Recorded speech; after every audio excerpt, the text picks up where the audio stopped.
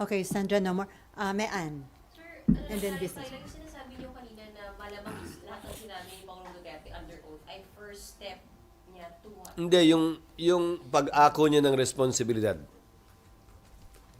first step niya to what? Unang hakbang pa lang siguro yun sa pag-ako ng responsibilidad. Kasi gaya ng tinanong nyo kanina, di ba? Ano ngayon? Di ba? Nakakulong na nga yung mga pulis na kinasuhan. Natanggal na sa serbisyo.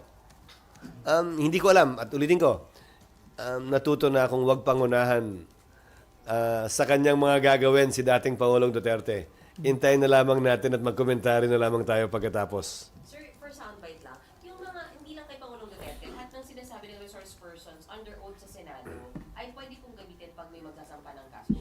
Yes. Sir, Pwede dun, rin nilang gamitin sa depensa nila for that matter. sir, dun sa observation nyo na bakit yung mga nasa baba may kaso